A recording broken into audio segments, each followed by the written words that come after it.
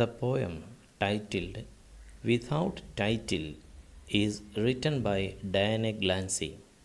She is one of the greatest modern Native American writers. She is an accomplished poet, playwright, novelist, and essayist. She has published more than 40 books. She is a recipient of many awards.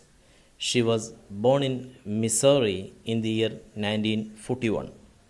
Her father was a Cherokee and mother was an English German descent. Cherokee is a tribe of indigenous people of the southeastern woodlands of the United States. The Cherokee people are also known as Native Americans. The poet redefined her identity as a Cherokee Native American. Identity issue, cultural loss, difficulty in cultural adjustment, cultural loneliness are some of the major themes in her writings. In her writings, she also regards herself as a feminist. The full title of the poem is Without Title for My Father Who Lived Without Ceremony. The speaker in the poem describes the life situation of a Native American whose father did not perform the traditional rituals of his people, so he was without a title. Without attaining the title or the spiritual meaning of life, he migrated to the city. When the Native American people migrated to cities following the US government's relocation program after World War II, Native American people experienced this liminality. They left their glorified past culture and the situations they had kept integral to their life, but they were not able to reconcile with the urban life. A rite of passage was not performed, and their cultural identity was lost as they moved to the city and worked there. This is the situation described in this poem. The two worlds are compared and contrasted in this poem. Life situation in the Native American culture and the mainstream American society are the two worlds. The speaker talks about hunting in the wild, which Native Americans did. But the father hunted in the stockyards where he worked. Tire tracks of cars are compared to the tracks that wild animals make on the snow and mud.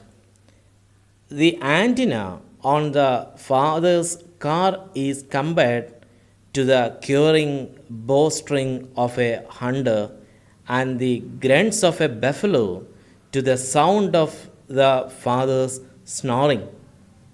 The identities in the life of a traditional Native American man is different from the life of the speaker's father. The poem speaks about cultural segregation, identity loss, and the cultural loneliness. A detailed analysis of the poem with Malayalam rendering is attempted here. Without title. For my father who lived without ceremony. Tribal title or name is an essential identity that a Native American takes after successful completion of vision quest. It is a rite of passage into adulthood that boys must perform among the Native American people. The name or title that is how he gets is his adult name and a symbol of spiritual maturity. Here, the speaker's father lived without the ceremony and without the title. It is a cultural loss and an identity issue for a Native American. The poem begins. It is hard, without the buffalo, the shaman, the arrow, but my father went out each day to hunt as though he had them. Buffalo was an integral part of the life of a Native American. It is not for mere sustenance, but for spiritual and social purpose also. They hunted and revered the buffaloes.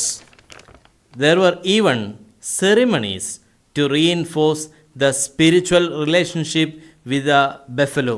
Shaman, the agents of black magic, are the leaders of a spiritual life among Native Americans. It is also one among the essential identities of Native American life. The arrow, that is the essential weapon for hunt among Native Americans. The life of a Native American without these three symbols is hard. Native അമേരിക്കൻ്റെ ജീവിതത്തിൽ നിന്ന് തികച്ചും വ്യത്യസ്തമായിട്ടുള്ളൊരു ജീവിതമാണ് തൻ്റെ അച്ഛൻ നയിക്കുന്നത്. ബഫലോകളോ ഷാമനോ ആരോയോ ഇല്ല. എന്നാലും എല്ലാ ദിവസവും അദ്ദേഹം ഇതെല്ലാം ഉള്ള പോലെ വേട്ടയ്ക്ക് പോകും. കാട്ടിലല്ല, നഗരത്തിലെ സ്റ്റോക്ക് യാർഡിൽ ജോലിക്ക് പോവുകയാണ്. He worked in the stock yards all his life. He brought as meat. ഒരുപാട് കന്നുകാലികളെ ഒരുമിച്ച് താമസിപ്പിക്കുന്ന വലിയ ആലകൾക്കാണ് സ്റ്റോക്ക് യാർഡ്സ് എന്ന് പറയുന്നത്. ദിവസവും ജോലി കഴിഞ്ഞ് വരുമ്പോൾ ഒരു നാറ്റീവ് അമേരിക്കൻ വേട്ട കഴിഞ്ഞ് മാംസവുമായി വരുന്ന പോലെ എൻ്റെ അച്ഛൻ മാംസവുമായി വരാറുണ്ടായിരുന്നു. രണ്ടു തരം ജീവിത സാഹചര്യങ്ങളെ ഒരുമിച്ച് പറഞ്ഞുകൊണ്ട് a comparison and contrast between two worlds are presented here.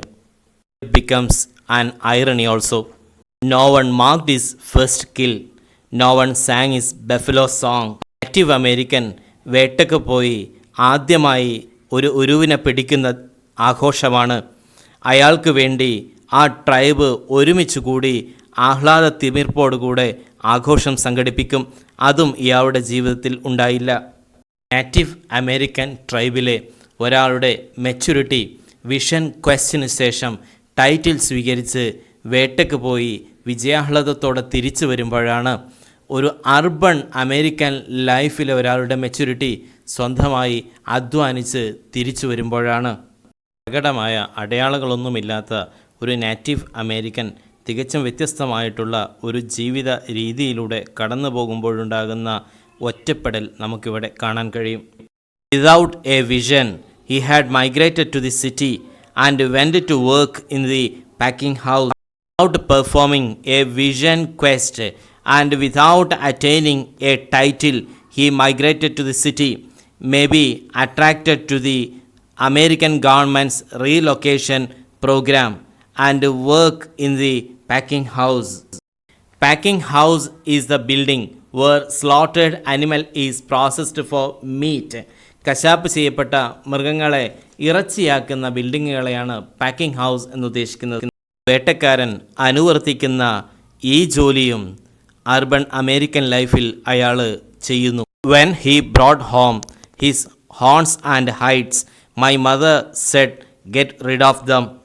വേട്ടയ്ക്കും ആചരണങ്ങൾക്കും വേണ്ടി ചിറക്കി അണിയാറുള്ള വേഷവിധാനങ്ങളെപ്പോലെ സ്റ്റോക്ക് യാർഡിലും പാക്കിംഗ് ഹൗസിലും ജോലിക്ക് പോകുന്ന അമേരിക്കൻ അർബൺ ലൈഫിലെ ഒരാൾ അണിയുന്ന വസ്ത്രങ്ങളാവാം. But that attire was not welcomed even at his home. The mother says throw it away. A cultural situation where adjustment may be difficult. Then the speaker in the poem continues, I remember the animal tracks of his car backing out the drive in snow and mud. The aerial on his old car waving like a bowstring. ഒരു മെറ്റഫറും ഒരു സിമിലിയും നമുക്കിവിടെ കിട്ടുന്നുണ്ട്. മഞ്ഞിലൂടെയും ചെളിയിലൂടെയും മൃഗങ്ങൾ നടന്ന് അവശേഷിപ്പിക്കുന്ന animal ട്രാക്കിനെ പോലെ മഞ്ഞിലൂടെയും ചെളിയിലൂടെയും car ഓടി ശേഷിപ്പിക്കുന്ന tyre track ഒരു മെറ്റഫറാണ്. അനിമൽ ട്രാക്ക് വന്യജീവിതത്തിൻ്റെയും കാർ ട്രാക്ക് അർബൺ ജീവിതത്തിൻ്റെയും അടയാളങ്ങളാണ്. കാറിൻ്റെ ആൻറ്റിന വേട്ടക്കാരൻ്റെ വില്ലിൻ്റെ ഞാണുമായി താരതമ്യം ചെയ്യുന്ന ഒരു സിമിലിയുമുണ്ട് ഇവിടെ. The poem continues. I remember the silence of his lost power, the red buffalo painted on his chest, though he keeps some marks of the Native American life, but is in vain. Native American ജീവിതത്തിൻ്റെ ചില അടയാളമെങ്കിലും ശേഷിക്കുന്നുവെങ്കിലും അതുകൊണ്ടൊന്നും ഫലമില്ല, എല്ലാം നിശബ്ദമാണ്.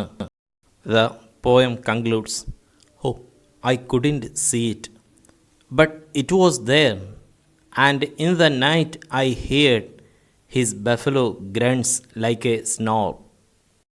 ബഫലോയും buffalo മുദ്രയും native American ജീവിതത്തിൻ്റെ ഭാഗമാണ്. ജീവിതത്തിൻ്റെ എല്ലാ മേഖലയിലെയും ശക്തിയുടെയും വിജയത്തിൻ്റെയും സ്രോതസ്സാണ് buffalo. It was customary among the Native Americans to paint the pictures of buffaloes on their chest and other parts of their body. It was for confidence and power. The speaker tells, even though that mark is not seen visibly on his chest, but it is certain the mark is there. പക്ഷേ ഉപകാരമൊന്നും ഉണ്ടായിരുന്നില്ല. ആ അടയാളം അയാളുടെ native American ഐഡൻറ്റിറ്റിയായി പരിഗണിക്കപ്പെട്ടിരുന്നില്ല.